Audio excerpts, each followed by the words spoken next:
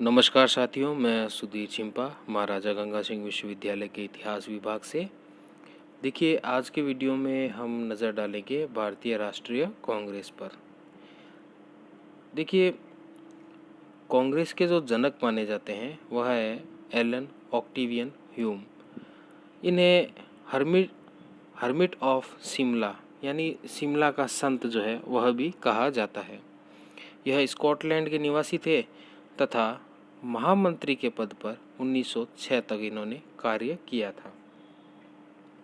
आगे हम देखते हैं कि ह्यूम जो है वो रानाडे को अपना राजनीतिक गुरु मानते थे। देखिए, ह्यूम जो है वो कांग्रेस के जनक हैं और इन्हीं ह्यूम ने रानाडे को अपना राजनीतिक गुरु माना है। ह्यूम ने जनता के मित्र नाम से एक पत्रिका का प्रकाशन भी किया था। देखिए, कांग्रेस की जब स्थापना हुई थी उस समय जो वायसराय थे वह थे डफरिन और राज्य सचिव जो थे वह थे लॉर्ड क्रॉस। आगे हम देखते हैं प्रथम सम्मेलन जो है कांग्रेस का वह 28 दिसंबर 1885 को बम्बई के गोकुल चंद तेजपाल संस्कृत कॉलेज में व्योमेश चंद्र बनर्जी की अध्यक्षता में हुआ था, जिसमें 72 सदस्यों ने भाग लिया। देखिए, पहले ये जो अधिवेशन है ये पूना में होना था, लेकिन पूना में अकाल के कारण यह स्थगित कर दिया गया और इसका आयोजन बम्बई में किया गया था। देखिए, आगे हम देखते हैं कि दादाभाई नौरोजी के सुझाव पर भारतीय राष्ट्रीय संघ का नाम बदलकर भारतीय राष्ट्रीय कांग्रेस कर दिया गया था। देखिए, उत्तरी अमेरिका के इतिहास से कांग्रेस शब्द लिया गया है जिसका अर्थ है लोगों का समूह। कांग्रेस जो शब्द है यह उत्तरी अमेरिका के इतिहास से लिया गया है जिसका अर्थ है लोगों का समूह। आगे हम देखेंगे 1889 में जो मुंबई अधिवेशन हुआ उसमें ब्रिटिश हाउस ऑफ कॉमन्स का जो सदस्य था चार्ल्स ब्रेडला वह उपस्थित हुए थे तथा 1889 में विलियम्स डिग्बी की अध्यक्षता में लंदन में British committee of Indian national Congress की स्थापना हुई थी। अब स्थापना से संबंधित कुछ विचार है जिस पर हम नज़र डालते हैं। देखिए, लाला लाजपत राय ने यंग इंडिया में कांग्रेस की स्थापना को सेफ्टी वॉल्व सिद्धांत नाम दिया है और कांग्रेस को डफरिन के दिमाग की उपज बताया है। वहीं गोपाल कृष्ण गोखले ने कांग्रेस की स्थापना को तड़िक चालक सिद्धांत नाम दिया है। लाला लाजपत राय का जो ये सेफ्टी वॉल्व सिद्धांत है इसका अर्थ यह है कि 1857 की क्रांति जो थी वह एकदम से भड़की और सीधे ही लोग ब्रिटिश जो हुकूमत थी उससे भिड़ गए थे। लाला लाजपत राय ने कहा कि डफरिन के दिमाग की उपज है यह कांग्रेस। क्योंकि कुछ बुद्धिजीवी या कुछ ऐसे लोग जो प्रभुता रखते हैं, जनता जो है वह सीधा उनसे मिले, सीधा ब्रिटिश गवर्नमेंट से न मिले। ब्रिटिश गवर्नमेंट और जनता के बीच की कड़ी के रूप में कांग्रेस की स्थापना की गई थी। यह था सेफ्टी वॉल्व सिद्धांत। देखिए, कांग्रेस की स्थापना से संबंधित कुछ कथन है जिन पर हम नज़र डालते हैं। सबसे पहला हम देखते हैं लॉर्ड कर्जन ने क्या कहा। देखिए, कर्जन ने कांग्रेस को देशद्रोही संगठन और गंदी चीज़ बताया था। कर्जन ने कहा कि कांग्रेस अपनी अंतिम घड़ियां गिन रहा है। मेरी इच्छा है कि मैं इसकी शांतिपूर्ण मृत्यु में सहायक बनूं। देखिए, डफरिन के अनुसार कांग्रेस जो है वह भारतीयों के एक सूक्ष्म भाग का प्रतिनिधित्व करती है। बंकिम चंद्र चटर्जी ने कहा कि कांग्रेस के जो लोग हैं वह पदों के भूखे हैं। बंकिम चंद्र चटर्जी वही हैं जिन्होंने वंदे मातरम गीत लिखा आनंद मठ पुस्तक में। आगे हम देखते हैं तिलक का क्या कथन है कांग्रेस की स्थापना से संबंधित। देखिए, तिलक ने कहा यदि हम वर्ष में एक बार मेंढक की तरह टर्राएं तो हमें बदले में कुछ भी नहीं मिलेगा। विपिन चंद्र पॉल ने कांग्रेस को याचना संस्था नाम दिया था। अश्वनी कुमार दत्त ने कांग्रेस के सम्मेलन को 3 दिन का तमाशा बताया। लाला लाजपत राय ने कांग्रेस के सम्मेलनों को शिक्षित भारतीयों का राष्ट्रीय मेला कहा था। देखिए आगे हम देखते हैं इसके अध्यक्ष से संबंधित कुछ मुख्य बिंदु। इसके बाद हम कुछ और जो कथन है वह देखेंगे और फिर हम नज़र डालेंगे कांग्रेस के सारे अधिवेशन, उनके सन, उनका स्थान कि जिस स्थान पर वह कांग्रेस के राष्ट्रीय जो सम्मेलन है वह हुए और उस राष्ट्रीय सम्मेलन में अध्यक्ष कौन कौन थे, यह एक पूरी जो लिस्ट है उस पर हम बाद में एक नज़र डालेंगे। आइए सबसे पहले देखते हैं अध्यक्ष से संबंधित कुछ महत्वपूर्ण तथ्य।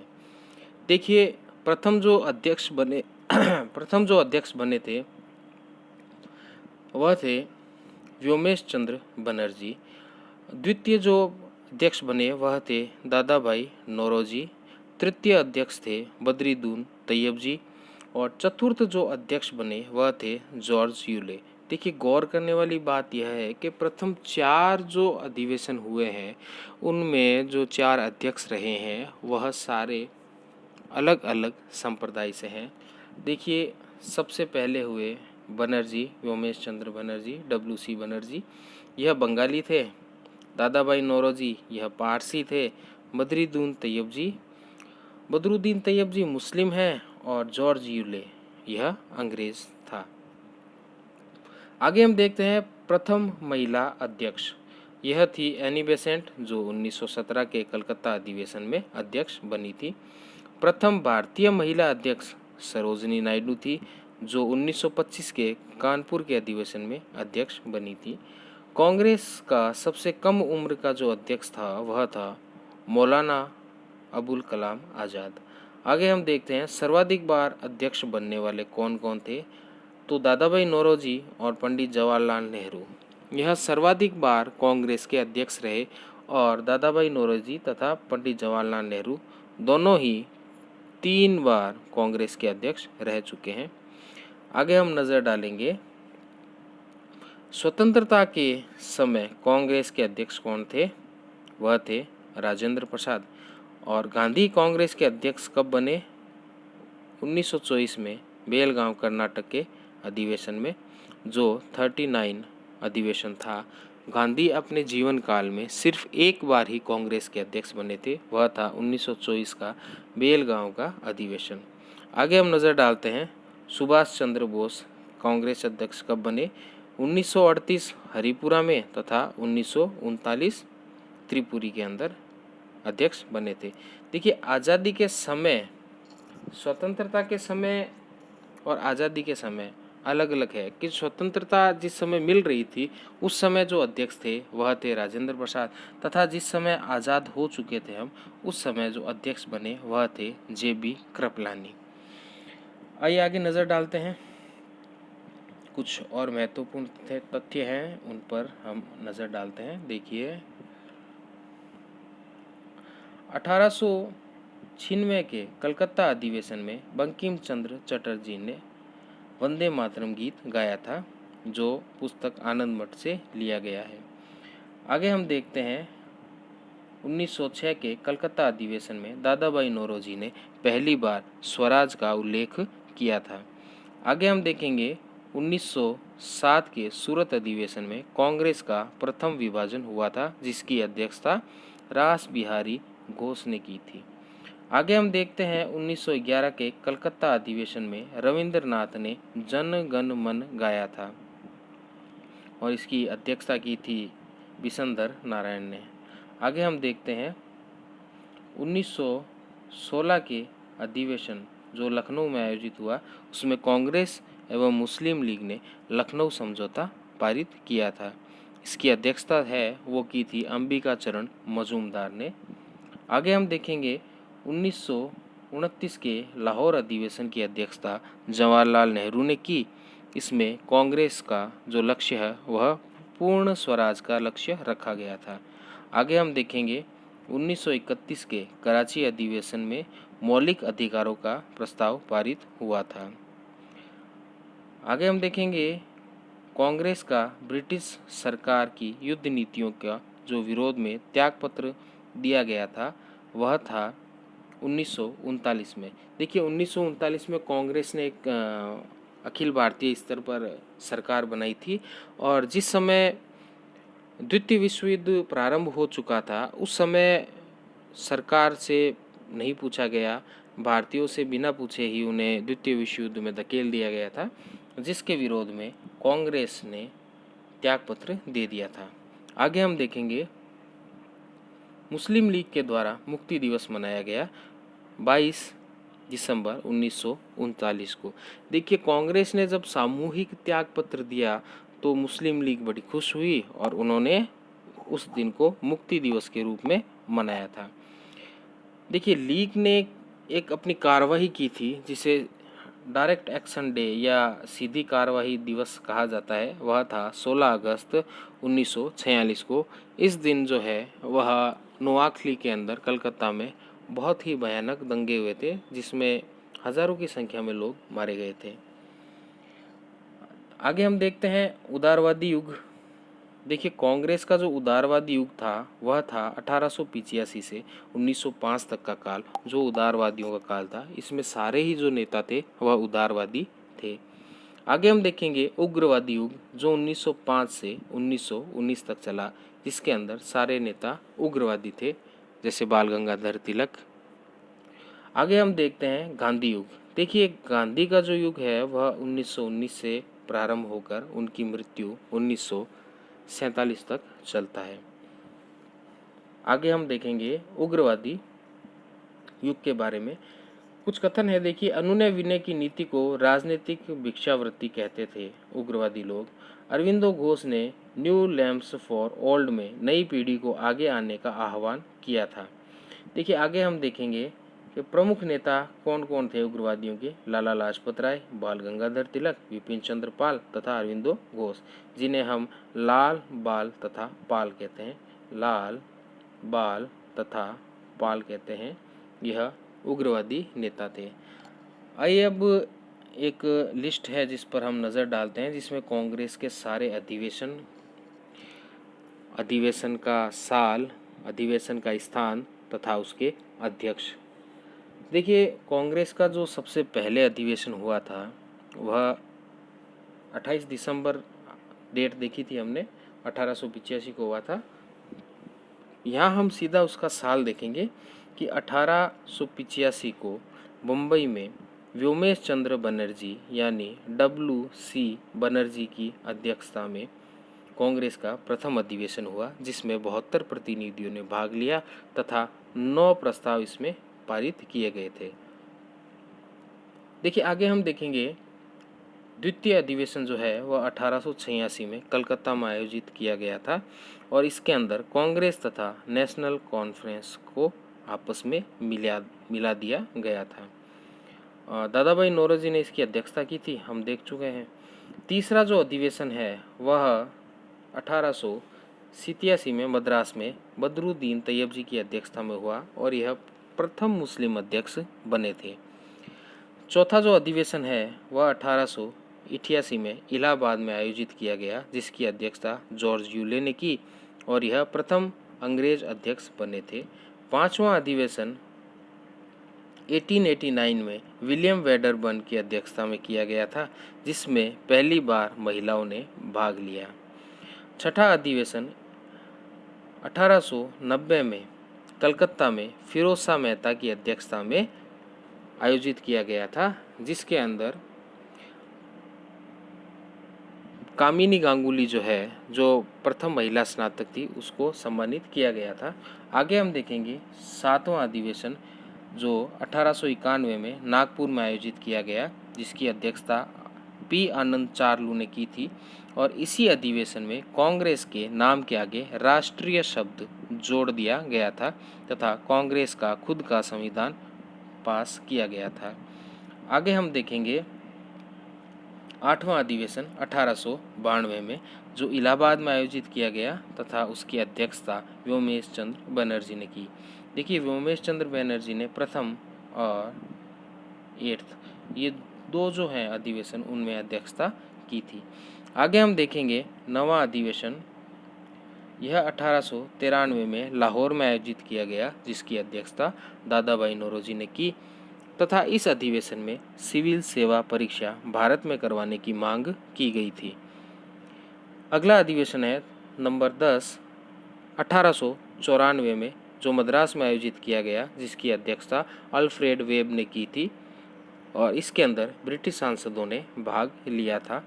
आगे हम देखेंगे 11वां अधिवेशन 1895 जो पूना में आयोजित किया गया था, जिसकी अध्यक्षता सुरेंद्र नाथ बनर्जी ने की थी।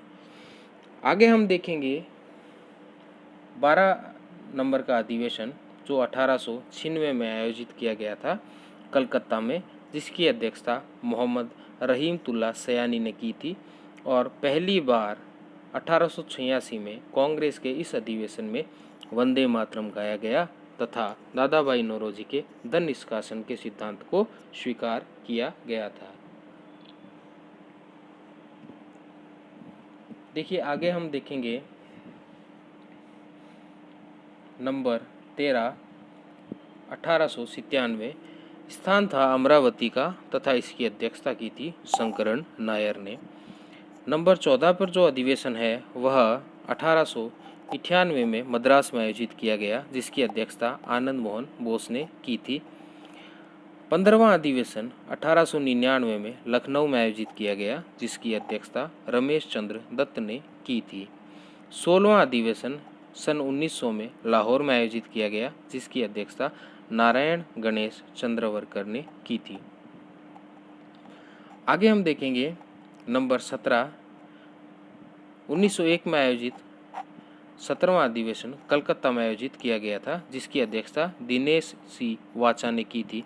और इसमें इम्पोर्टेंट बात यह है कि महात्मा गांधी जो हैं वह पहली बार कांग्रेस के किसी अधिवेशन में शामिल हुए थे। देखिए महात्मा गांधी 1901 में पहली बार कांग्रेस के किसी अधिवेशन में सदस्य के रूप में शामिल हुए थे। आगे हम देखते हैं नंबर 18 पर 1902 में आयोजित हुआ अहमदाबाद का कांग्रेस अधिवेशन, जिसकी अध्यक्षता सुरेंद्र नाथ बनर्जी ने की थी। 19वां अधिवेशन 1903 में मद्रास में आयोजित किया गया, जिसकी अध्यक्षता लाल मोहन घोष ने की थी। 20वां अधिवेशन 1904 में मुंबई में आयोजित किया गया, जिसकी अध्यक्षता हेनरी कॉटन ने की थी। 21वां अधिवेशन 1905 में बनारस में गोपाल कृष्ण गोखले की अध्यक्षता में आयोजित किया गया और इस अधिवेशन में वंदे मातरम को राष्ट्रगीत घोषित किया गया तथा स्वशासन को कांग्रेस का लक्ष्य घोषित किया गया था। आगे हम देखते हैं नंबर 22 पर 22वां अधिवेशन जो है वह 1906 में कलकत्ता में दादा भाई नौरोजी की अध्यक्षता में आयोजित किया गया था और इस सम्मेलन में स्वराज शब्द का पहली बार प्रयोग किया गया था। कृष्ण कुमार मित्र के द्वारा बनाया गया तिरंगा पहली बार फहराया गया था। आगे हम देखते हैं 23वां अधिवेशन जो 1907 में आयोजित हुआ। यह सूरत में रास बिहारी घोष की अध्यक्षता में आयोजित किया गया और इसी अधिवेशन में कांग्रेस का प्रथम विभाजन हुआ था। देखिए 23 और 23 दो बार आ रहा है क्योंकि पहला जो अधिवेशन आयोजित किया गया था वह पूर्ण नहीं हो पाया। तब 1908 में दोबारा 23वां अधिवेशन जो है वह आयोजित किया गया था और इस बार इसका स्थान मद्रास रखा गया। इस अधिवेशन की अध्यक्षता भी रास बिहारी घोष ने ही की। सूरत अधिवेशन स्थगित होने के कारण यह 23वां अधिवेशन फिर से किया गया और इसके अंदर कांग्रेस का संविधान जो है वह पुनः निर्मित किया गया था। आगे हम देखेंगे 24वां अधिवेशन 1909 में जो लाहौर में आयोजित किया गया मदन मोहन मालवीय की अध्यक्षता में और इसी अधिवेशन में रजत जयंती अधिवेशन इसको कहा गया। नंबर 24 पर है लेकिन कांग्रेस को 25 साल पूरे हो चुके थे, इसलिए यह रजत जयंती अधिवेशन मनाया गया था। आगे हम देखते हैं 25वां अधिवेशन 1910 में इलाहाबाद में आयोजित किया गया विलियम वेडरबर्न की अध्यक्षता में। 26वां अधिवेशन 1911 में कलकत्ता में विशन नारायण धर की अध्यक्षता में आयोजित किया गया, जिसमें पहली बार जन गण मन गाया गया था। आगे हम देखते हैं 27वां अधिवेशन जो 1912 में बांकीपुर में रंगनाथ मधुकर, ये मधुकर है, यह मधुकर है, ठीक है मित्रों, ये मुधोकर मत कर लेना, इसको मधुकर करना। रंगनाथ मधुकर की अध्यक्षता में 1912 में 27वां अधिवेशन बांकीपुर के अंदर आयोजित किया गया था। आगे हम देखते हैं 28वां अधिवेशन 1913 में कराची में नवाब सैयद मोहम्मद की अध्यक्षता में आयोजित किया गया था। देखिए 29वां अधिवेशन 1914 में मद्रास में भूपेंद्र नाथ बसु की अध्यक्षता में आयोजित किया गया और मद्रास का जो गवर्नर था तत्कालिक पैटलैंड, वह भी इस अधिवेशन में उपस्थित हुआ था। आगे हम देखेंगे 30वां अधिवेशन जो 1915 में मुंबई में सत्येंद्र प्रसाद सिन्हा की अध्यक्षता में आयोजित किया गया था। आगे हम देखेंगे कांग्रेस के जो अन्य अधिवेशन है उस पर एक नज़र और डालते हैं। देखिए 31वां जो अधिवेशन है वह 1916 में लखनऊ में अंबिका चरण मजूमदार की अध्यक्षता में आयोजित किया गया था और हमने पीछे देखा था कि गरम दल तथा नरम दल और लीग जो है यह आपस में वापस एकजुट हो गए थे लखनऊ के अंदर और इसे लखनऊ पैक्ट कहा जाता है, जिसकी अध्यक्षता है वो अंबिका चरण मजूमदार ने की थी और तिलक तथा एनी बेसेंट के प्रयासों से जो है यह एकीकरण हो पाया था। आगे हम देखेंगे 32वां अधिवेशन 1917 जो कलकत्ता में एनी बेसेंट की अध्यक्षता में आयोजित किया गया और एनी बेसेंट कांग्रेस की प्रथम महिला अध्यक्ष निर्वाचित की गई थी। आगे हम देखते हैं 32वां अधिवेशन जो है वह एक विशेष अधिवेशन 32वां अधिवेशन जो है वो विशेष अधिवेशन बुलाया गया था। देखिए कांग्रेस के जो अधिवेशन है वो दिसंबर में हुआ करते थे 28, 29 तथा 30 दिसंबर को, लेकिन अगर कोई ऐसा मुद्दा है जिस पर कांग्रेस के सभी सदस्यों की सहमति चाहिए तो इस संबंध में कुछ विशेष अधिवेशन बुलाए जाते थे। तो 23वां जो अधिवेशन था उसी दौरान एक विशेष अधिवेशन बुलाया गया था जो 1918 में मुंबई में सर सैयद हसन इमाम की अध्यक्षता में आयोजित किया गया था। आगे हम देखेंगे 33वां अधिवेशन 1918 में दिल्ली में आयोजित किया गया मदन मोहन मालवीय की अध्यक्षता में और कांग्रेस का जो दूसरा विभाजन है वह इसी अधिवेशन में हुआ था। सुरेंद्र नाथ बनर्जी ने अलग होकर के ऑल इंडिया लिबरल फेडरेशन का गठन किया था। आगे हम देखेंगे 34वां अधिवेशन 1919 जो अमृतसर में मोतीलाल नेहरू की अध्यक्षता में आयोजित किया गया था। खिलाफत आंदोलन का जो समर्थन है वह इसी 34वें अमृतसर अधिवेशन के अंदर किया गया था। आगे हम देखेंगे 1920 का विशेष अधिवेशन जो लाला लाजपत राय की अध्यक्षता में कलकत्ता में आयोजित किया गया था और इसमें असहयोग आंदोलन की बागडोर गांधी को सौंप दी गई थी। आगे हम देखेंगे 35वां अधिवेशन 1920 जो नागपुर में विजय राघवाचारी की अध्यक्षता में आयोजित किया गया था। इसमें असहयोग आंदोलन का प्रस्ताव पारित किया गया तथा नया संविधान निर्मित किया गया था।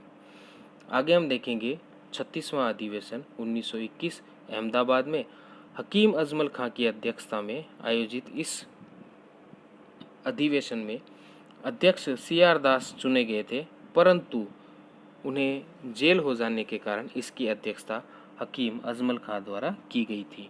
आगे हम देखेंगे 37वां अधिवेशन 1922 जो गया में आयोजित हुआ तथा CR दास ने इसकी अध्यक्षता की और स्वराज पार्टी की स्थापना की थी। देखिए CR दास, चित्तरंजन दास जो है वह और मोतीलाल नेहरू ने मिलकर के स्वराज पार्टी की स्थापना की थी।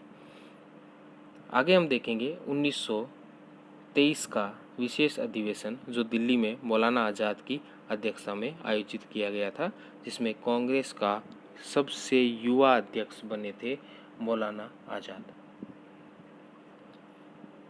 आगे हम देखेंगे 38वां अधिवेशन 1924 में। यह 39वां हो जाएगा। 1924 का जो अधिवेशन है ये 39वां हो जाएगा। यह बेलगांव कर्नाटक में आयोजित किया गया था और गांधी ने जो है इसकी अध्यक्षता की थी और हमने पहले भी इस पर चर्चा की है कि गांधी जो है वह केवल एकमात्र ही अध्यक्ष बने थे अपने जीवन काल के अंदर। वह 39वां अधिवेशन था बेलगांव कर्नाटक का 1924 में। आगे हम देखेंगे 1925 का अधिवेशन, जो 40वां अधिवेशन है कानपुर में, सरोजिनी नायडू जो है उसकी अध्यक्षता में यह आयोजित किया गया था और सरोजिनी नायडू प्रथम भारतीय महिला अध्यक्ष बनी थी। देखिए, प्रथम महिला अध्यक्ष तो एनी बेसेंट बनी थी 1917 में, और 1925 में 40वें अधिवेशन में जो कानपुर में आयोजित किया गया उसमें सरोजिनी नायडू अध्यक्ष बनी, जो प्रथम भारतीय महिला अध्यक्ष थी। देखिए, श्यामलाल जो पार्षद द्वारा रचित है विजय विश्व तिरंगा प्यारा जो है वह पहली बार इसी अधिवेशन में गाया गया था। आगे हम देखेंगे 1926 का 41वां गुवाहाटी अधिवेशन, जो श्रीनिवास अयंगर की अध्यक्षता में आयोजित किया गया था और इसमें कांग्रेस के प्रत्येक सदस्य को खादी पहनना अनिवार्य कर दिया गया था। आगे हम देखेंगे 1927 का मद्रास अधिवेशन, डॉक्टर M.A. अंसारी की अध्यक्षता में आयोजित किया गया और इसमें स्वतंत्रता का प्रस्ताव पारित किया गया था। आगे हम देखेंगे 1928 का कलकत्ता अधिवेशन, जिसकी अध्यक्षता मोतीलाल नेहरू ने की और युवा कांग्रेस का गठन इसी अधिवेशन में किया गया था। आगे हम देखेंगे 1929 का लाहौर अधिवेशन, जिसकी अध्यक्षता जवाहरलाल नेहरू ने की थी और आपको याद होगा लाहौर में रात्रि को रावी नदी के तट पर तिरंगा फहराया था। यह वही है अधिवेशन और 1929 के लाहौर अधिवेशन की अध्यक्षता जवाहरलाल नेहरू ने की और इसी अधिवेशन में पूर्ण स्वराज सविनय अवज्ञा को मंजूरी दी गई थी। आगे हम देखेंगे 1930 का सविनय अवज्ञा के कारण कांग्रेस अधिवेशन नहीं हो पाया था। 1930 में सविनय अवज्ञा आंदोलन चल रहा था, इस कारण से कांग्रेस का अधिवेशन नहीं हो पाया। आगे हम देखेंगे 1931 में कराची में आयोजित अधिवेशन, जिसकी अध्यक्षता पटेल द्वारा की गई थी। इसमें कुछ टॉपिक्स थे, वह आप नोट कर लें। देखिए, दिल्ली समझौते का जो अनुमोदन है वह इसी सम्मेलन में किया गया था। दूसरा,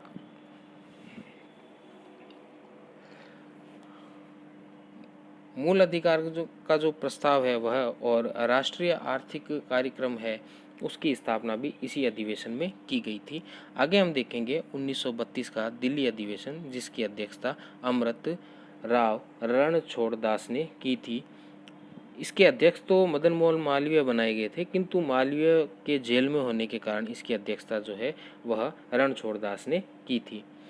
आगे हम देखेंगे 1933 का कलकत्ता अधिवेशन, जिसकी अध्यक्षता नलिनी सेन गुप्ता ने की थी।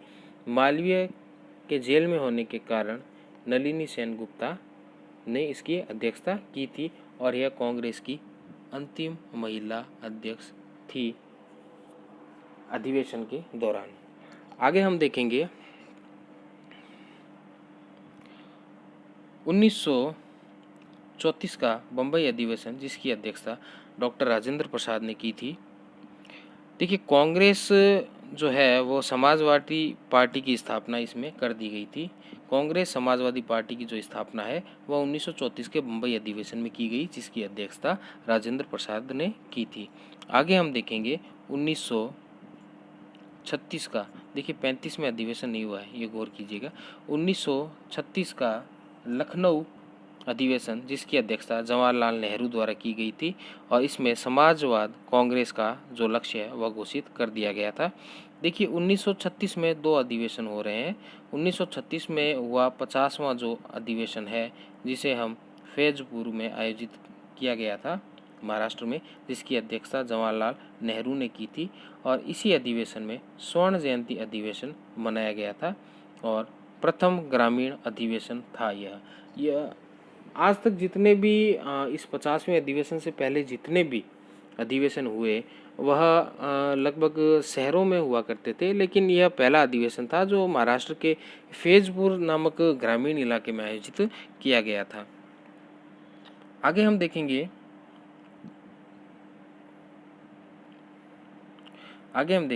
1938 में जो 51वां अधिवेशन है वह आयोजित हुआ हरिपुरा में, हरिपुरा गुजरात में, और अध्यक्षता इसकी बोस के द्वारा की गई थी। रियायतों के बारे में कांग्रेस नीति जवाहरलाल नेहरू ने जवाहरलाल नेहरू की अध्यक्षता में राष्ट्रीय आयोजन जो समिति है उसका गठन किया गया था।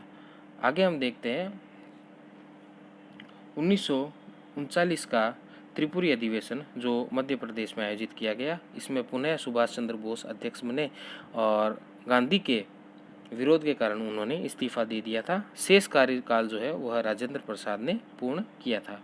आगे हम देखेंगे 1940 में आयोजित अधिवेशन जो रामगढ़ में आयोजित किया गया और जिसकी अध्यक्षता मौलाना आज़ाद ने की थी। और 1940 से लेकर के 1946 तक लगातार 1940 से 1946 तक लगातार मौलाना आज़ाद जो है वह कांग्रेस के अध्यक्ष रहे थे, क्योंकि इन दिनों के अंदर कांग्रेस का कोई भी अधिवेशन विशेष अधिवेशन नहीं हुआ था। और इसी जो अधिवेशन है उसमें व्यक्तिगत सत्याग्रह चलाने का जो प्रस्ताव है वह पारित किया गया था। जुलाई से नवंबर 1946 तक जवाहरलाल नेहरू जो है वह अध्यक्ष रहे थे। आगे हम देखते हैं 1946 में आयोजित हुआ 54वां अधिवेशन जो मेरठ में जेबी कृपलानी की अध्यक्षता में आयोजित किया गया। आज़ादी के समय कांग्रेस के जो अध्यक्ष थे वह जेबी कृपलानी थे। आगे हम देखेंगे 1948 का 55वां अधिवेशन जो जयपुर में पट्टाभी सीतारमैया की अध्यक्षता में आयोजित किया गया था। अब हम नज़र डालते हैं कुछ विशेष जो अधिवेशन हुए थे उन पर। देखिए 1918 में बम्बई में एक विशेष अधिवेशन आयोजित किया गया सैयद हुसैन इमाम की अध्यक्षता में। 1920 में कलकत्ता में एक विशेष अधिवेशन पारित किया गया था लाला लाजपत राय की अध्यक्षता में। और 1923 में दिल्ली में आयोजित जो विशेष अधिवेशन था उसकी अध्यक्षता की थी मौलाना आज़ाद ने। आगे हम देखते हैं सर्वाधिक बार जो कांग्रेस के अध्यक्ष रहे वह थे दादा भाई नौरोजी तथा जवाहरलाल नेहरू, दोनों ही 3 बार कांग्रेस के अध्यक्ष रहे थे। देखिए कुछ तथ्य हैं, जैसे कांग्रेस के जो सर्वाधिक अधिवेशन है वह किस स्थान पर हुए थे। तो देखिए सर्वाधिक जो 10 अधिवेशन है वह कलकत्ता में हुए थे, उसके बाद मद्रास में आयोजित किए गए थे। आगे हम देखेंगे 1929 तक कांग्रेस के सभी अधिवेशन जो है वह दिसंबर माह में हुए थे। आगे हम देखेंगे कि कांग्रेस अधिवेशन कब कब नहीं हुए। देखिए 1930 में कांग्रेस का अधिवेशन नहीं हुआ, 35 में कांग्रेस अधिवेशन नहीं हुआ, 1937 में कांग्रेस अधिवेशन नहीं हुआ तथा 1941 से 45 के मध्य कांग्रेस के अधिवेशन नहीं हुए थे। आगे हम देखेंगे 1930 में सविनय अवज्ञा आंदोलन के कारण यह अधिवेशन नहीं हो पाया था। 1935 में अधिवेशन नहीं हो पाया तथा 1937 में चुनाव के कारण कांग्रेस का अधिवेशन नहीं हुआ तथा 1941 से 45 के मध्य द्वितीय विश्व युद्ध के कारण कांग्रेस का अधिवेशन नहीं हो पाया था। देखिए आज की वीडियो में हमने कांग्रेस की स्थापना है वहाँ से लेकर के और कांग्रेस के जो कार्य थे, कांग्रेस के अध्यक्ष थे, कांग्रेस के बारे में लोगों का कथन क्या था, इन सब बातों पर हमने चर्चा की तथा कांग्रेस के जितने भी अधिवेशन हुए उनका साल, उनका स्थान तथा अध्यक्ष के बारे में हमने जानकारी ली है। इससे संबंधित जो PDF है वह आपके व्हाट्सएप ग्रुप पर आपको प्रोवाइड करवा दी जाएगी और इससे संबंधित अगर आपका कोई प्रश्न हो तो आप मुझसे संपर्क करके अपने समाधान जो है वह प्राप्त कर सकते हैं। धन्यवाद।